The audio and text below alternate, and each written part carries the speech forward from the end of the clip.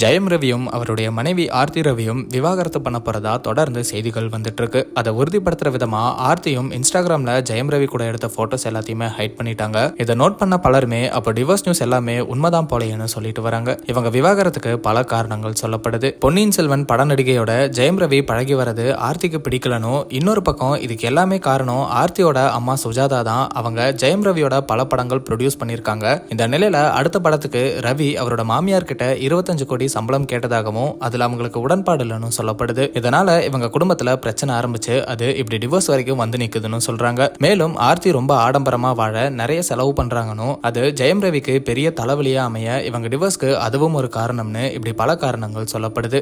இந்த நிலையில சிங்கர் சுசித்ரா இதை பத்தி பேசியிருக்கிற வீடியோ சோசியல் மீடியால பயங்கரமா வைரல் ஆகிட்டு இருக்கு. அவங்க என்ன சொல்லியிருக்காங்கன்னா, ஜெயம் ரவி ஆர்த்தி கூட 15 வருஷம் வாழ்ந்ததே பெருசு. நீங்க எல்லாரும் சொல்ற மாதிரி தான் ஆர்த்தி ரொம்பவே ஆடம்பரமா வாழணும்னு நினைப்பாங்க. அவங்க யூஸ் பண்றது எல்லாமே லூயி விட்டான் ப்ராடக்ட்ஸ் தான். லூயி விட்டான்ல சோப்பு தயாரிக்க சொல்லு அதை தான் யூஸ் பண்ணுவேன்னு கூட ஆர்த்தி ரவியை போட்டு டார்ச்சர் பண்ண வாய்ப்பு இருக்கு. அந்த அளவுக்கு பயங்கரமா செலவு பண்ணுவாங்க. ஜெயம் ரவி ரொம்ப நல்லவர், ஆர்த்தி அழகா இருக்காங்கன்னு இவ்வளவு நாள் சகிச்சுக்கிட்டு வாழ்ந்திருக்கலாம். ஆனா இப்ப அதெல்லாம் யோசிக்காம ஒரு முடிவு எடுத்திருக்காருன்னு நினைக்கிறேன். ஆர்த்தி ரவிக்கு ஒரு நல்ல மனைவி இல்ல. நான் இவ்வளவு நாளா இவங்களை அப்சர்வ் பண்ணதை வச்சு சொல்றேன். சிலர் இந்த டிவோர்ஸை ஏதோ குற்றம் மாதிரி பாக்குறாங்க. ஆனா ஒரு மோசமான உறவு முறையில இருந்து வெளியே வராங்க, அவ்வளவுதான். குழந்தைகளாச்சு எந்த பிரச்சனையும் இல்லாம நல்லா வளரும் அப்படின்னு ஜெயம் ரவிக்கு ஆதரவா சுசித்ரா பேசியிருக்காங்க. மூத்த பத்திரிகையாளரும் ஜெயம் ரவி தான் விவாகரத்து கேட்டு கோர்ட்டுக்கு போயிருக்காரு. ஆர்த்திக்கு இதுல உடன்பாடு இல்ல, ஆனா சீக்கிரமே இதை பத்தின அதிகாரப்பூர்வ அறிக்கை வரும்னு சொல்லியிருந்தாரு. ஜெயம் ரவி அண்ட் ஆர்த்தி ரவியுமே இந்த டிவோர்ஸ் நியூஸுக்கு எந்த ஒரு பதிலும் சொல்லாம இருக்காங்க. இவங்க ரெண்டு பேரும் இதுக்கு ஏதாவது ரியாக்ட் பண்ணா இந்த செய்திக்கு ஒரு முற்றுப்புள்ளி வைக்கப்படும் அப்படிங்கிறது தான் பலரோட கருத்தா இருக்கு.